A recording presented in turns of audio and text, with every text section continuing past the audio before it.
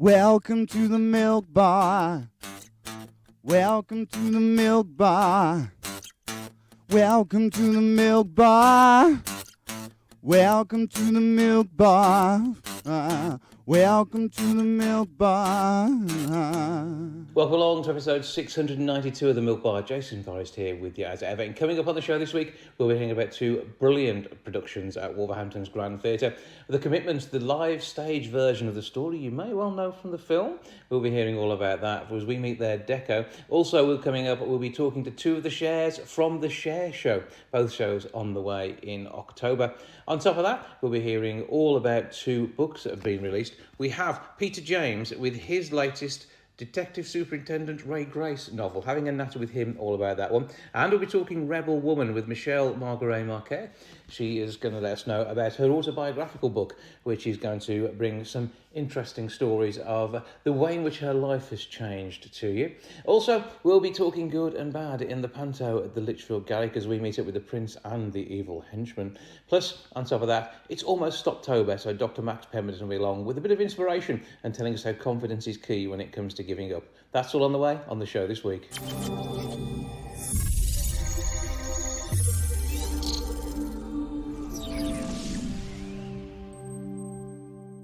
From the 11th through to the 15th of October, The Commitment is at Wolverhampton's Grand Theatre, bringing some fantastic music and story to the stage. Tell us more, Ian McIntosh, good afternoon. Hey, good afternoon. How are you doing?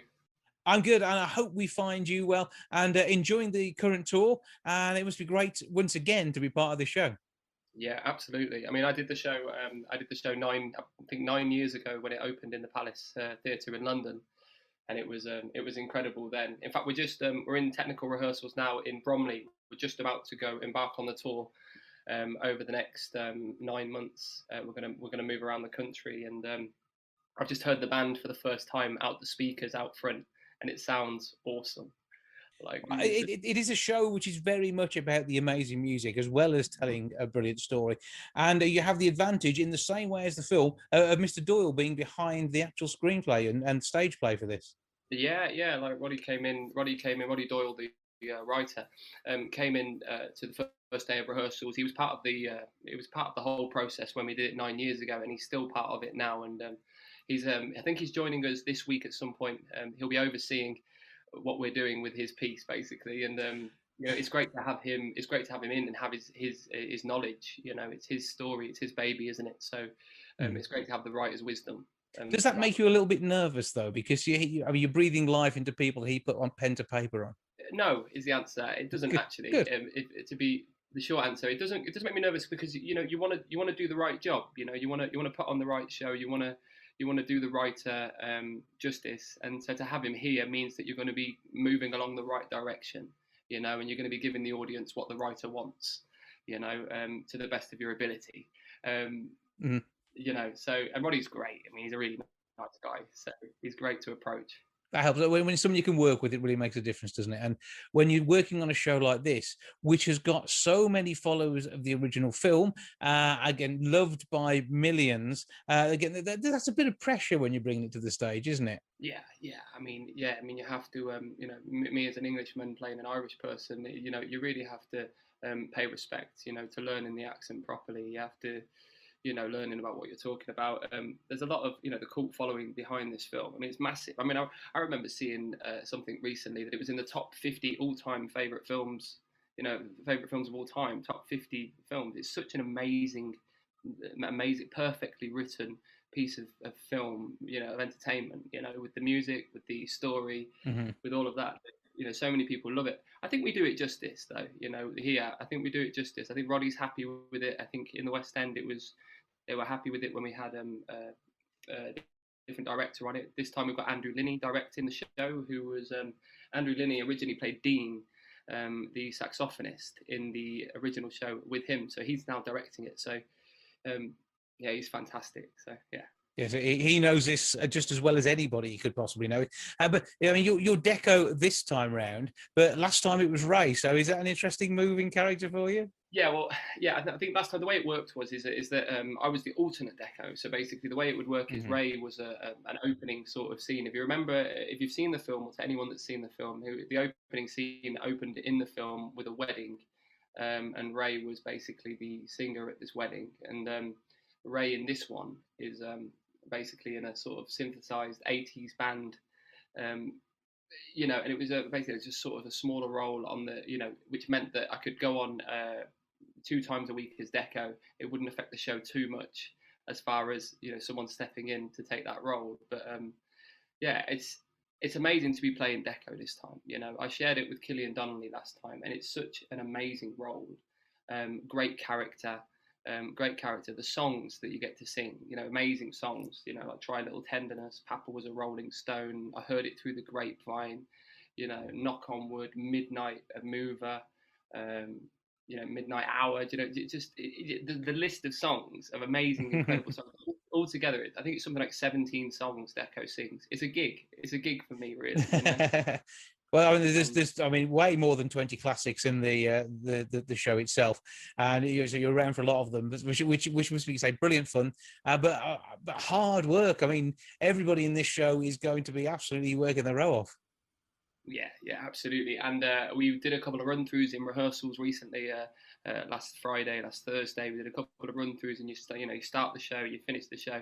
The first time you do it, it's exhausting because it's like doing a marathon, and but you get to the end of it. And I have the privilege of knowing what the audience is, how the audiences receive this show the first time around. So I know what we're aiming towards, and it's so worth it. It's so worth working hard and the hard work to see the energy on the audience and the sort of the satisfaction on the audience and on their faces. It's this show really does open the souls of people. That's the whole point of it, isn't it? The whole point of soul music, it opens the souls of people, and people need that. Like people really do need it, especially after the last couple of years and theaters not being opened, and now they're back open, and you really, like, I noticed it when theaters weren't around, how much you people need that entertainment, that live entertainment, and this show is perfect for that kind of thing, for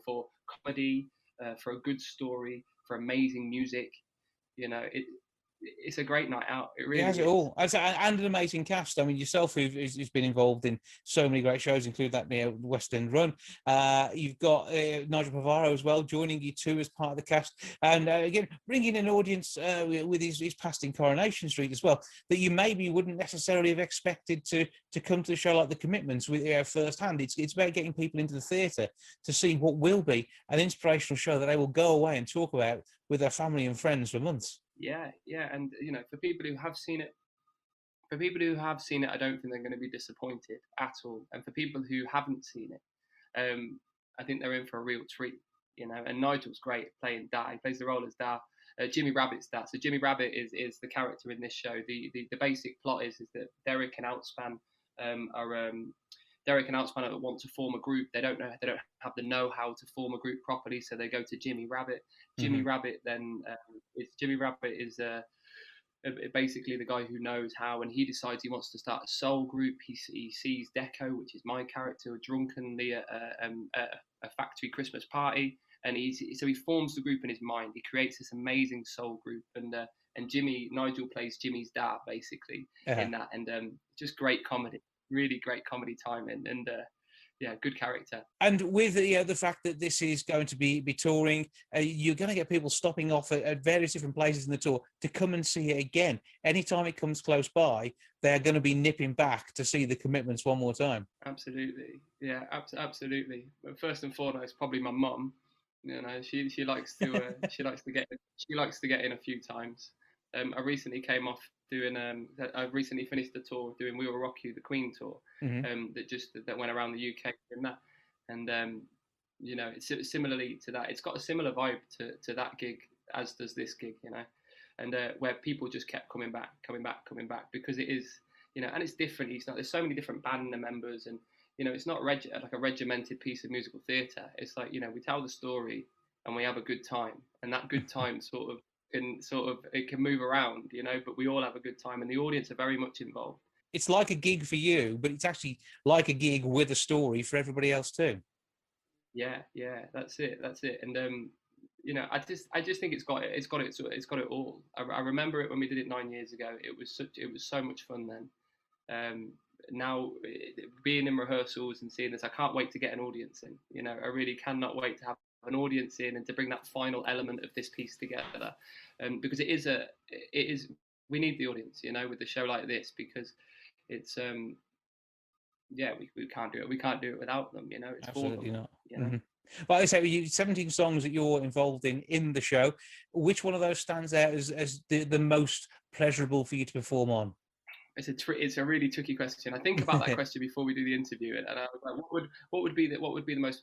I mean, the finale song, you know, the finale song, which is "Try a Little Tenderness," is, you know, it's iconic from the film. It's a great song. But at the time, you know, we finished the story. We're giving the audience a gig at the end. So we finish the story. We give the audience a 15, 20-minute gig towards the end of the show. And Try a Little Tenderness is where it all goes quiet after the most energetic 15 minutes, you know, on stage. And everybody's shattered, and you know, it's amazing. And you know, so Try a Little Tenderness, it goes all quiet, and you start that song, but then it builds and it builds and it builds, and the audience get off their feet, and you know, and they're jumping, and they're, you know, it's amazing. That's my favourite moment in the whole show, because it's a real sort of union between audience and band, you know, which I really love. Well, and that's what any show should be. This one is even more suited to it than anything else, I think, out there. It is the commitments. It is Wolverhampton's Grand Theatre from the 11th through to the 15th of October. 01902 429212 is the box office number, grandtheatre.co.uk to get your tickets. Well, break a leg. Have a brilliant time with the show, and take it out there and absolutely turn it into the gig of a lifetime. Ian McIntosh, thank you for joining us. Thank you very much, Jason. It's a pleasure. Thank you.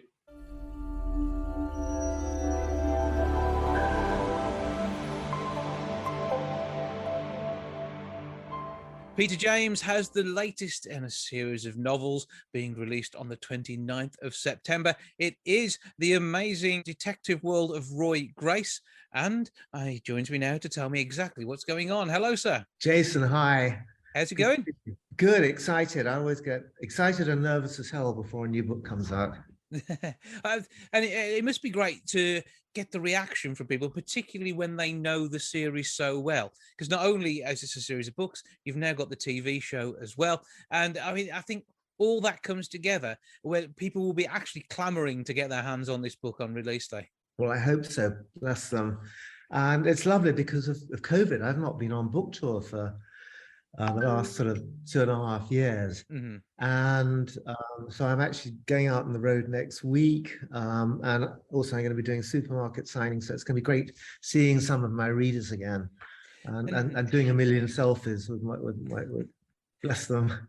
And I think that's a good bit of fun. It's good for them and it's good for you as well, because I think when you are somebody who works pretty much on your own, you're bringing together stories from who knows where in your world of crime and detective novels. I dread to think what goes on in the minds of some people who are authors in this genre. But I mean, it is amazing when you do actually meet up with some of the people who are as invested in your characters as you are. Absolutely. And they tell, if they don't like something, my gosh, they tell you. That's what I've had my fingers wag. You shouldn't have killed her off. What did you mean by doing that? But it's great. You learn actually a lot about what people like and don't like. And I've also learned it from the stage plays. A new stage play, Roy Grace stage play, starts on tour in February. Which is Wish You Were Dead, in which Roy and his family go to the holiday from hell in France. Mm-hmm. Hope it doesn't happen to you on your holiday. And there's a villain that has an axe to grind with Roy, who's hunting him down. And that's going to be touring all over the UK. And I love sitting at the back of the theatre, watching the audience. And I've learned so much from just how they react about what they like and don't like. And it is about seeing how they may then tease them in the next novel as well, because you must take all this feedback on board. But this time round, a bit of a twist for Roy, and an area that he's not that used to dealing with in the art world. Yes, and the story of Picture You Dead is, I love writing what my publishers call the everyday sinister. I love writing things that could just happen to any of us. And my wife and Laura and I are big car boot sale fans, and we always slog along. And I think one of the dreams all of us has is that the go-to-car boot sales is that maybe one day we're going to pick up that something that is rare and worth a fortune. And in the story of Picture You Dead, it's a couple, he's a builder, small builder, she's a teacher, and they like going to car boot sales. And this particular Sunday, they see this really horrible painting, this ugly old face, but in a beautiful frame. And they buy it for 20 quid. They're going to take it home and they're going to cut the picture out and they're going to put something they love in it. And they get it home. They realize there's another painting under the surface. So they very carefully clean off the surface painting. And there's this stunning landscape with these two lovers all in period clothes. And the Antiques Roadshow happens to be coming to Sussex. So they take it along and the expert looks at it and he says, look, I can't tell you for sure whether this is genuine or a forgery. So, well, I can tell you this looks like a long lost Fragonard from 1770. And the last Fragonard sold at auction for 17 million. And that's when their nightmare begins. Absolutely. And that sounds like an amazing start to any story, and the chance for major investigation. And with your detective superintendent, Roy Grace, he's got nuances that you must enjoy exploring. And again, another chance to do it in a different way with this break from his usual type of investigation into potentially the world of art. Yes, the art world did fascinate me because when I was at school, one of my kind of mates, his father was quite a big London art dealer, and he used to tell me stories that his father told him about proper skullduggery. Mm-hmm. Yeah, you have this image, the art world is highly respectable, gentlemen in sort of chalk striped suits and old money, but actually, because there's so much high value pictures, particularly these days where paintings can be worth 20, 50, 100 million and more, it does also attract villains. Mm-hmm. I met in 2015, and Roy obviously has to learn about this world, and it's quite a big learning curve for him. And for me, I met this wonderful villain in 2015, a guy called David Henty. David lives in Brighton. He started life forging Irish logbooks back in his late teens, and then he read that people in Hong Kong were desperate to get out for the Hong Kong handover in '97. So he started forging passports and was brilliant at it. He got orders for 3,000 at £1,000 each. Wow. This is 1996. He bought a house in the middle of Brighton and set it up as a passport forging factory.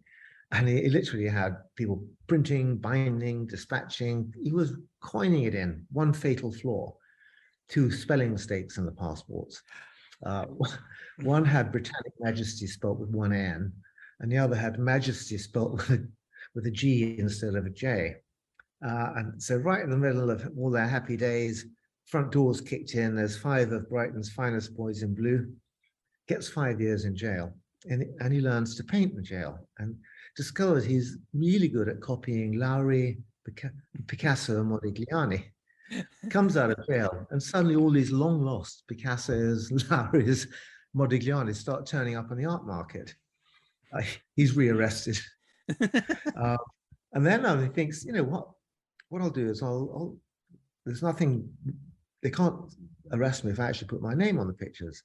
So it's Lowry, and then he signs Henty on them as well, or on the back, and started building up a celebrity clientele. And I met up with him, and I was going to go to his house, and he had a blue plaque on the door. It said David Henty was the #1 art forger.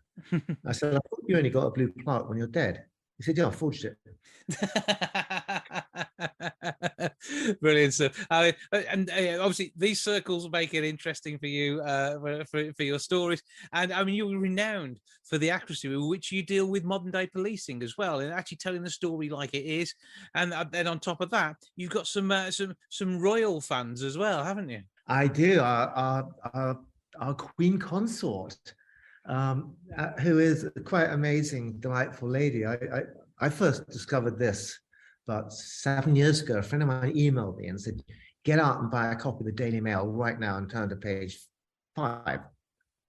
And there was a photograph of Camilla in her office, and there were, I think, about 7 Roy Grace novels lined up behind her. And I wrote, and she said in the article, she said I was one of her 2 favorite crime writers. And I wrote her a letter just to thank her, and she wrote an absolutely delightful letter back. And then she kind of wrote to me after every subsequent book. And then, I don't know if you know this, but at the beginning of COVID, she set up a book club on Instagram called the Duchess's Reading Room. And she would take an author and feature them every single day for 2 weeks. And last October, she selected Roy Grace novels. And we were in the middle of filming Grace. So I wrote to her, I said, would you like to come and see some of the filming? And she said, yes, please, and I'll interview you on set. So we selected a day when we were filming at Shoreham Harbour because you could make it very secure there. Yeah. And she came down, and it was wonderful because on a royal visit, it's all very prescribed. So you get the schedule. 11:05, a helicopter lands at Shoreham Airport. 11:15, car arrives at the set. She'll interview you for 30 minutes for the book club. She'll spend 10 minutes meeting the cast, 10 minutes watching film. Then she'll be private for 20 minutes, have a lunch, and on to the next appointment. Anyway, so she duly arrived, and we'd set up 2 chairs in the middle of this empty warehouse on the wharf for the interview. So I literally sat there on these 2 wooden chairs with her and myself, and she interviewed me for half an hour about Roy Grace. And she knew more about my Roy Grace novels than I did, honestly. Proper fan. That's the way we like it. Did she do the selfie as well? Fan. Oh, yes. Well, I had a tailor gave me a coat with a chapter of one of the Roy Grace novels in the lining, because I'd mentioned the tailor in one of the books, and he gave it to me as a thank you. And I mentioned it, and she insisted on a selfie with herself and me holding the coat up. That's really good fun. And then she meets all the cast and crew, shook hands with all the crew, watched some of the filming, and then I said, right, I'll leave you to be private for your lunch. She said, no, please come and join me. So we went back up into the warehouse. She gets out a thermos of soup out of her handbag and a banana. The lady waiting produced a sandwich for me, and we just sat there chatting like mates. She's not only is she a delightful lady, I think she's done an awful lot for books. It's great to have our now Queen Consort, a genuine, proper fan of books. Well, I mean, you've done an awful lot for the publishing world already. More than 21 million in sales, Times bestseller, and the latest in the Roy Grace series of books available this week. Peter, great speaking to you. Thank you for joining us. Usual outlets for the books, and are there any? Where do we find out about we get these signed by you? Where's the details of the book tour? Okay, the book tour is all on my website. If you go to peterjames.com, I see it's peterjames.com, and then you'll see it says appearances. And if you click on that, that'll give you all the venues where I'm touring next week. I'm Lytham St Anne's, Wirral, Oswestry, Sherborne, and on to other places, as well as, of course, in and around Sussex. Well, Oswestry's, I think, the closest one there, so well worth nipping that way if you can. Just an hour up the road, well worth it to meet your favourite author. I'm sure Camilla would go further than that, to be fair, as she loves your work too. But great stuff. 29th of September is the release of Picture You Dead. It is the latest in the Roy Grace series of books. Peter James, thank you again for joining us. Thank you. Great to see you, Jason.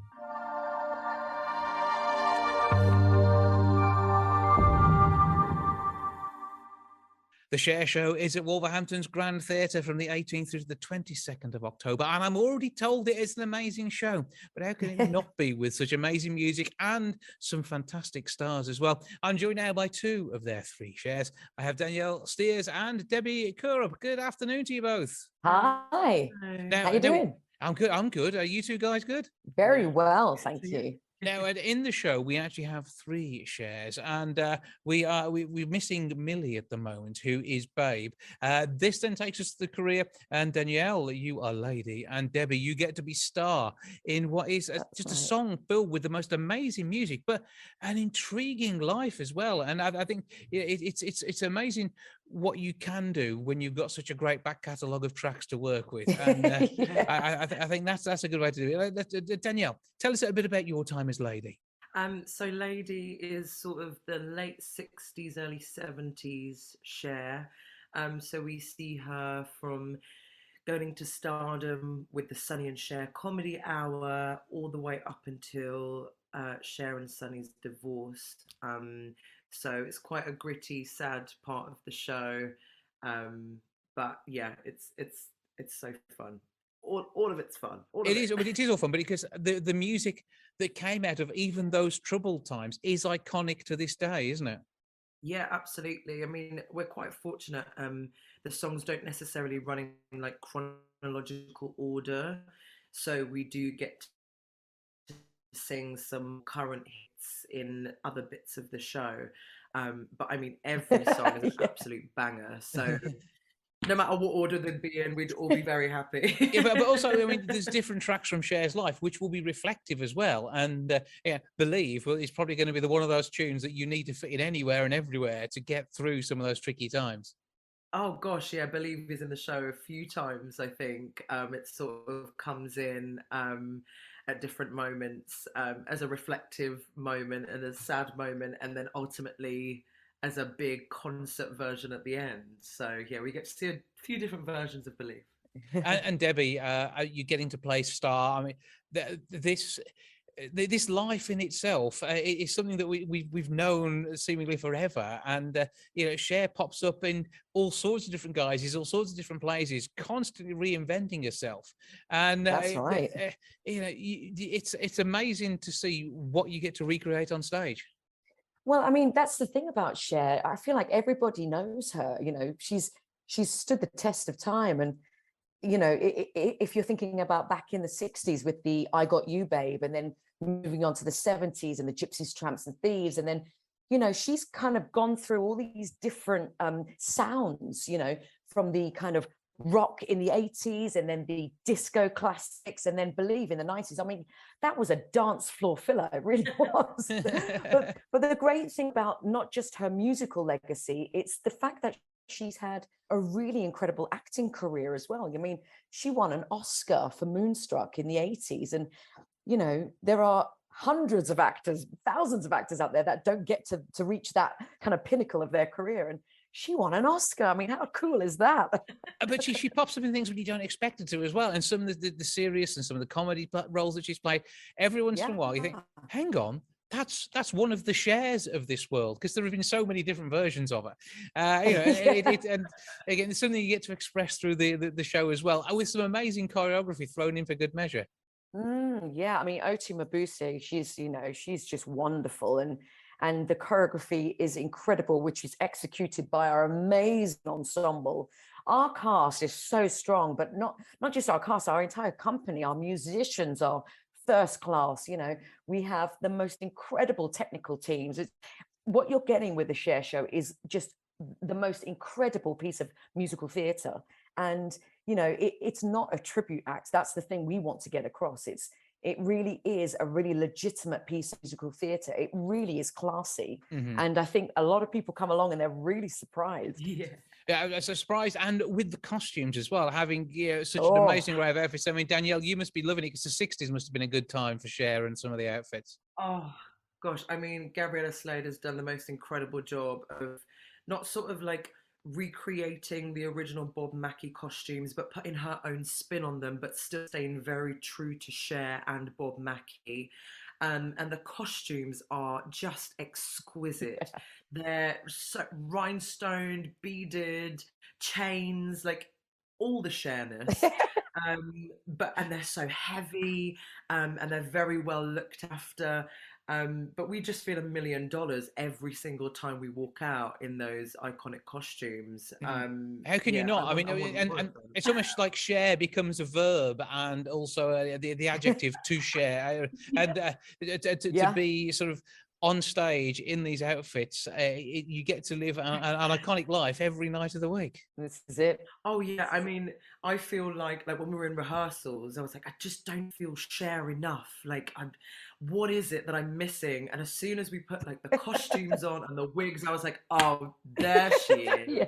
Yeah. I think everyone could be a bit more Cher and would love every moment of their life based on it, wouldn't they? I think, getting past the difficult times and being the powerful woman that made her, but equally without the tenacity that she had throughout, she would not have survived. live, but an amazing songstress, brilliant songs, brilliant show, and utter, shining on stage, which is the way we like it. This is what you guys get to do as part of the Cher show at Wolverhampton's Grand Theatre from the 18th through to the 22nd of October.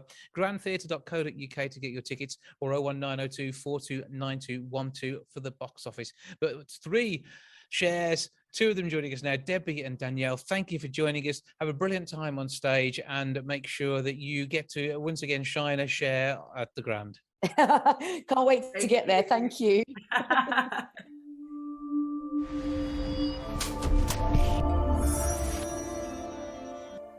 Rebel Woman is the latest offering from Michelle Margaret Marques, who joins me now to tell me all about her latest book. Good afternoon. Hi, Jason. How are you? I'm very well, and I trust we find you well. Yes, great. Thank you. Now, introduce us to Rebel Woman. Yeah, Rebel Woman, bearing my battle wounds and learning to love the scars, is really a story about my own battles, how I overcame them, and learning to love the scars that I have from those battles. So it's a raw, very honest story. Is how I overcame things, and advice for the reader on how they can overcome their own struggles and challenges. Yeah, because when you come to write a memoir, sometimes people colour them with what they would have liked to have happened in certain situations and don't necessarily tell the tale of what got them to where they are. It isn't necessarily always as true a picture, but this really tells us absolutely everything, and brings us your strength to the page, even though you probably didn't realise you had that strength at the time. Yeah, I didn't, like you say, I didn't want to colour any of the things. I wanted it to be completely honest. It is completely honest. Some say too honest, heart-wrenchingly so. But yeah, it's life isn't, all very colourful and nice all the time. We all have our ups and downs, right? And I've had some bigger challenges than most. Yeah, I mean, from time spent in prison, near-death experiences, I mean, this book has sadly got it all, and you've lived this. I mean, what sort of moments caused and created some of these things that you can then sort of lead us through when people do read the book? Well, I always say that I'm responsible for everything that happened in my life. Life happens for you, I say, not to you. We are all responsible for our part in everything that happens. Those things that you talk about, near-death experiences, well, I was with that partner that beat me up and almost killed me, right? I got into the friendship, the association with the person that I ended up in prison because of, right? Or say because of, I did it. But yeah, we're all responsible for everything that happens in our life. So in the book, I take full responsibility for my part in everything as well, which readers tell me is very refreshing and helps them a great deal. So yeah. But you take responsibility for the bad, but also you got to be the one taking responsibility for the good as well. Yes, there were people who helped along the way, but if you hadn't chosen the path that you took, you could easily have still gone back through more pain. Oh yeah, absolutely. Making that turning point in my life was actually when I spent the time in prison. That was when I realized, what, I have to really do some hard work to change my life around, take responsibility, of course, for the good stuff. I mean, I now live in Barbados and live a beautiful life, right? But it's easy to take responsibility for the good stuff, isn't it, Jason? And not quite so easy to take responsibility for the bad. but you've built what you have now, and that's the important thing. It's about you. You don't blow your own trumpet in that way, but you do share the experience of getting there, and through that and through inspiration to others. This is, I think, very much you giving back as well. And that again.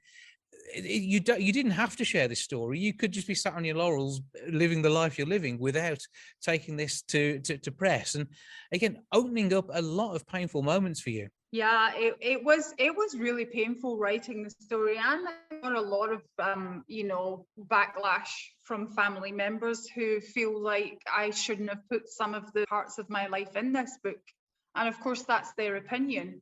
But the reason I did it, first of all, healing. It was very healing and cathartic for me. Well, there was dripping off my face, right? But I wanted to bring this story to people to help them understand that you really can go through a lot in life and still come out the other side and be okay, and still build the kind of life that you want to build. So it's kind of like taking one for the team, and it's my life's mission now to help people not go through the amount of stuff that I put myself through. But I mean, the story starts, unfortunately, with child abuse, and that in itself is a life in Glasgow, which you didn't choose that part, and you certainly aren't to blame for that.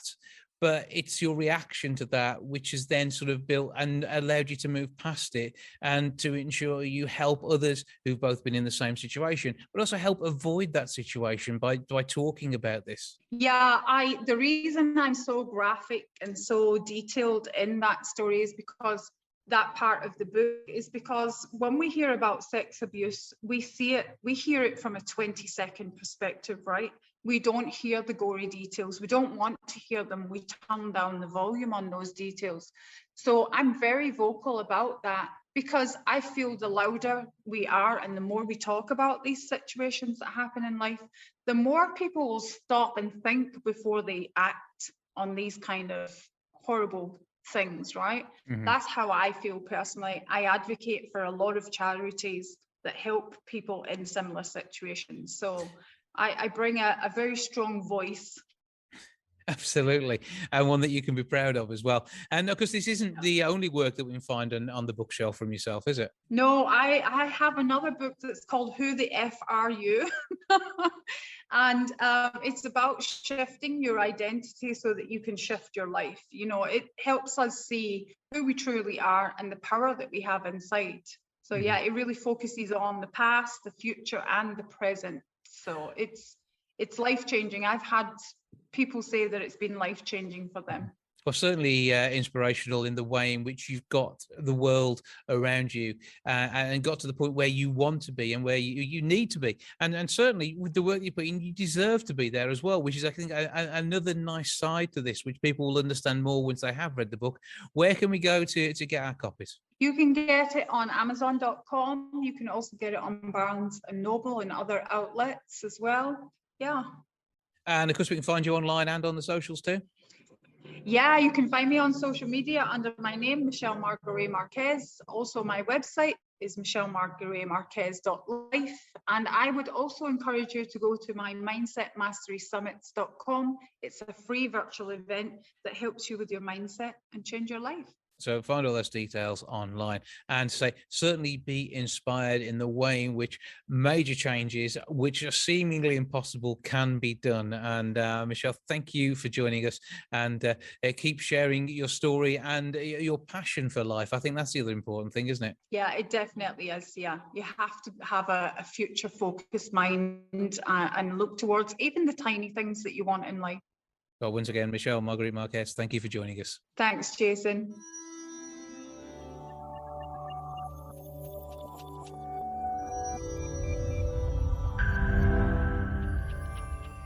When it comes to pantomime, there is always good and evil. That's certainly the case with Snow White and the Seven Dwarfs, which is the literal Garrick, from the 25th of November through until the 31st of December. I have with me Prince Charming and a henchman. Hello to you both. Hello. Hello. Right, introductions in real life, please. My name's George Akid and I'm Herman the henchman. Mm-hmm. I'm Daniel Breakwell and I'm playing the Prince. So some good gigs there for both of you. I mean, being an evil henchman, jolly good fun. Yep. And the last time we saw you here, you got a lot more makeup and less of a moustache. Well, I always had the moustache. Well, a bit of a moustache. Yeah, it was just covered by a lot of makeup. I was back here 2019 doing Cinderella as one half of the Ugly Sisters, and I'm back this year as Herman, who actually I don't think is that evil. I think he's misunderstood, is what I keep telling people. He's a misunderstood person. He's got a dodgy employer. He's just, he's on the bad path, but he wants to be good, I think. Yeah. Deep down inside, he wants to be good. Well, when you get that much piping on an outfit as well, though, you must be well thought of in the organisation. Absolutely, yeah. So, he's lovely. He's got all the outfit, he's got all the padding, the good shoes and everything. Those are quality shoes. These are great shoes. I found these outside a bouncy castle. So they're really good. That is doing the job. Yeah. But I mean, now, Dan, you've got the best gig though, looking after Snow White, bringing her back into the. You can hold the microphone if you want to. Take it off. You can be your microphone stand if you wish. You're not my henchman. It's fine. Yeah, it's fine. Yeah. He's everybody's henchman. So looking after all. But yeah, so good gig, making sure Snow White's okay. Yeah, try my best, do my best. You And know. the kiss in the forest, no spoilers too, really, but too much. Most people know that bit, and it works out okay in the end. I hope. They realise. I won't say anything else. We'll keep quiet about the rest of the story. No spoilers. No No, spoilers. definitely no spoilers. But fun, and again, a posh outfit for you. Yeah, lovely outfit. Very swishy, very glam. And does that make Panto one of your favourite times of the year? You can wear tights and get away with it without, having to wear too much ermine to go with it. Any excuse to wear some tights. They're always good Yeah, fun. And yeah. so warm in the winter months. You must be loving it. Yeah. So, what does Panto mean to you? Oh gosh.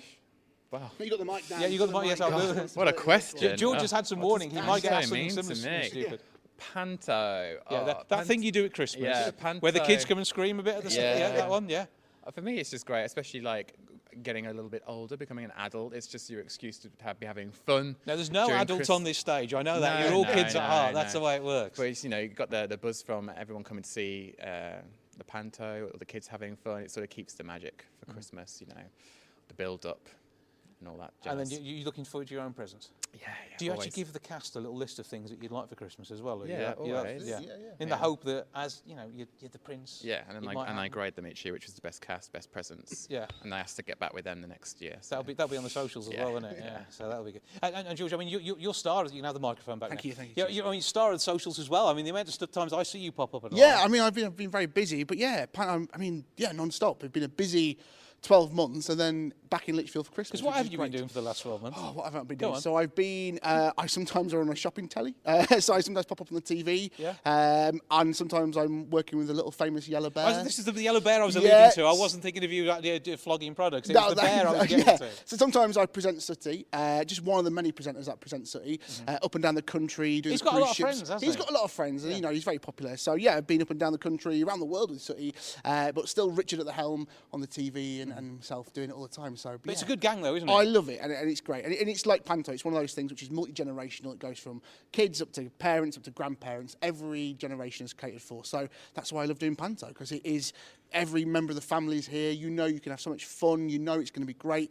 And it's just a great laugh. And I think after the last couple of years, it's great to get back into this is not normal, but some sort of normality for a couple is for of him. weeks. Yeah, for me, it's great. I've seen his Facebook page. That is normal for him. For a couple of months. So yeah, it's great to get back into it. Well, it is down here at the Lichfield Garrick. You've got the magic that is Snow White and the Seven Dwarfs from the 25th through and so I've got the November 25th of November through until the 31st of December. 01543 41212 on the box office number. LichfieldGarrick.com. Get your tickets to see these two and the rest of the cast in an amazing panto. Have a brilliant time, break Thank a you leg very much. and enjoy. Thank you.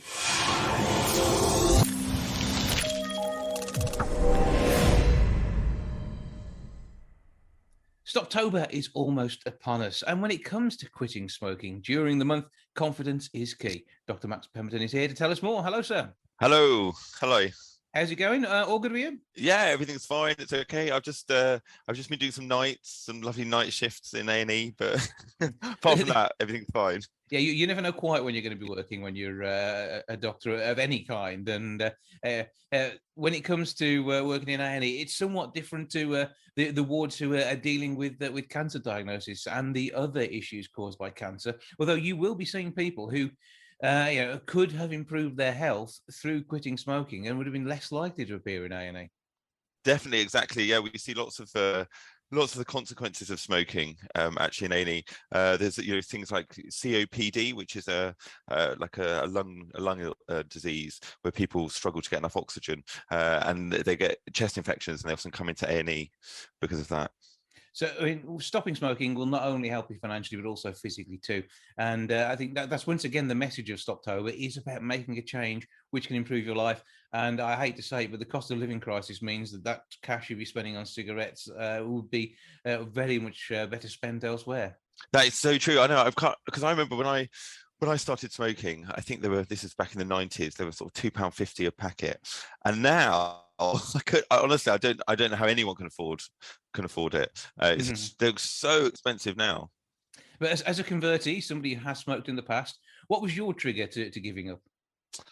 So I mean, I was actually a very, very heavy smoker, I'll sort of admit. I sort of smoked probably between 20 and 40 a day for probably nearly 20 years. So I was kind of I was very sort of committed to smoking. And then I knew I'd always sort of said when I hit 30, I thought, you know what, I should really give up, because I mean, I'm a doctor, and obviously everybody knows it's not good for you. So it was in my mind. And then 30 sort of came and went, and I kept on thinking, oh, I'll do it another day. I sort of kept putting it off. And then 2 of my relatives got lung cancer. So my gran and my auntie got lung cancer. And it sort of really sort of brought it to the forefront of my mind. I thought, actually, do you know what? At some point, if I'm not careful, if I don't do something, this is going to be me. And then there was been an advert the government was running about if you have had a cough for more than 5 weeks, I think it was, you should see a doctor. And basically, one day my sister called me and I realised when she called me, it was actually an intervention, and the family had nominated my sister to call me because they knew I'd be irritable, to say, do you know you've had a cough for about 6 months? I hadn't even noticed, but I did have a cough for 6 months. And actually, I went to the doctor, and it turned out to be nothing. But it did put in my mind, and I thought, you know, as a doctor, as if somebody came to me saying I've got a cough for 6 months, I would be suspicious of that if they're in a smoker. And I thought, actually, at this point, it's not cancer. But at some point, I can imagine I'm going to have a cough and I'll go, and it will be. So unless I sort of do something about it, I know where this is heading. So so I sort of sat myself down a bit, and at the time I was working in a clinic for drug addicts, and I saw kind of like how people try and convince themselves that they're not addicted to something, or that it's not a problem. And I've sort of realised that I was saying a lot of the things in my head that a lot of the people who are addicted to drugs were also saying. So I thought, right, now is the time. So then I quit. So how long have you been clean now? Clean, about 8 years, I think. So, and you say drug addicts and then smoking, but actually the two things are the same. Nicotine is an addictive drug.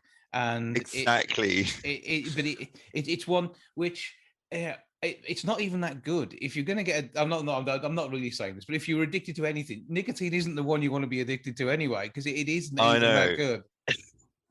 It's true, but actually the interesting thing about nicotine addiction or smoking in general is that all it does, it alleviates the withdrawal symptom you're having. So actually it doesn't give you anything.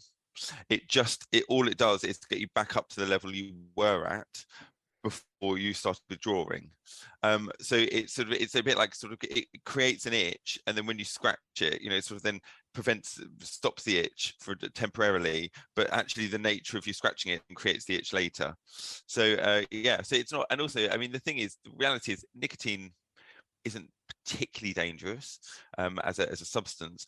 The cigarettes are just a nicotine delivery system, as it were, and that is the thing. But it's the cigarettes that are going to cause the problems, because they don't just have nicotine, they've got loads and loads and loads of other chemicals and things like tar, and it's all those other things that cause the problems. Yeah, probably it is a natural product, and that is the issue here, actually.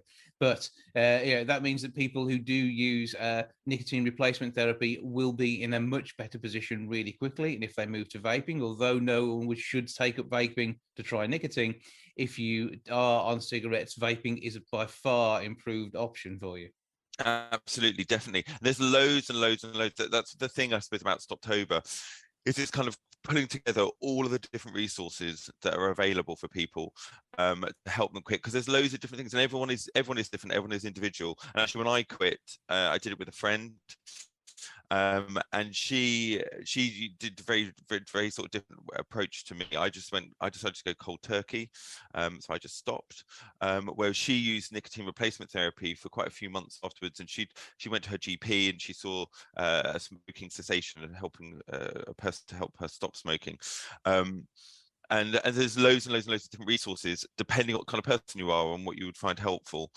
So I suppose the whole point of Stoptober is kind of pulling together all the different options and resources that people have, so you can then pick what works for you. Yeah, and I've never smoked. Well, I've never smoked for a period. I've done one night as an experiment to test with my ulcerative colitis, because I know that nicotine is the only thing which calms ulcerative colitis down. And I was going out and a few beers, and that always upsets my stomach. And I did as an experiment test, because I'm a scientist, I do these things. And I discovered that although my stomach felt great, my lungs hated me. So it's certainly not worth the pain of that or becoming addicted to it. But I have gone cold turkey on caffeine, and I know that anything like that is a bit of a shock to the system. I realised what was going on when I was having a colonoscopy and couldn't 3 days without my tea, because I have a lot of milk in it, meant that I discovered what it was like. So, cold turkey is a horrible way of doing it for many people. Yeah. Sometimes it's cathartic in as much as you're going through the pain to prove that you can do it and stop smoking. So one of the things, and this is the kind of one of the messages really from Stoptober this year, it's about kind of having that confidence and knowing that there's lots of stuff out there to help you, and planning beforehand so that you kind of got that self-belief. And there's been some really interesting research has been done that shows this kind of what we call self-efficacy. So this kind of self-belief, this sort of self-confidence. If you have that self-confidence, if you're convinced you do it, you're going to be able to do it and nail it, that actually that in itself, psychologically, that in itself increases your chances of actually being successful. So that's one of the, so for me, I felt that going cold turkey was a good idea, because I thought I really sort of psyched myself up to sort of believe that I was going to be able to do it. And I'm sure it was that. It's maybe less than the exact thing that people use to help them quit. It's the kind of self-belief that's really important. So certainly, as you head towards October this year and you think about it, think about the money it can save you, think about the health improvements. I don't put money first, but the health first. But reality is, we all know that money is going to be a driver here. Think about the fact that it's 2.7 billion for the NHS that they spend on health-related issues caused by smoking. And we're not going to stop that straight away. Even if everybody stopped tomorrow, we would still see the ongoing effects for some significant period of time for those who have unfortunately made themselves unwell, whilst feeling like they were on top of the world at the time, admittedly. It is about the 14 billion that it costs the wider economy as well, with lost work and the issues that people have from not being able to do what they would normally do from a much younger age. You're basically, by stopping smoking, you're staving off the sort of things which get us in older age. Exactly. That's exactly. I remember, the pandemic, I worked on the COVID ward during the pandemic, and we saw that people with lung disease, people with illnesses, people who smoked were significantly more at risk of COVID. But also we saw these people amazingly sort of come out and sort of cheer the NHS and clap. And actually the number one thing that everybody could do to help the NHS would be to quit smoking. It would be an amazing thing for the NHS, actually. It would be, we would be very, very grateful, not only because I want people to live nice, long, healthy lives, but also the burden it places on the NHS is really significant. So it's time, as Stoptober approaches, to start thinking about that one again. There is help out there. So this campaign is about the confidence. There's all sorts of material which will help you to be able to quit. So where do people go for more information? So they can search on the internet. They can search for Stoptober. So search Stoptober, check out the campaign. You'll see the NHS badge on it all as well. But you can do things like talk to your GP.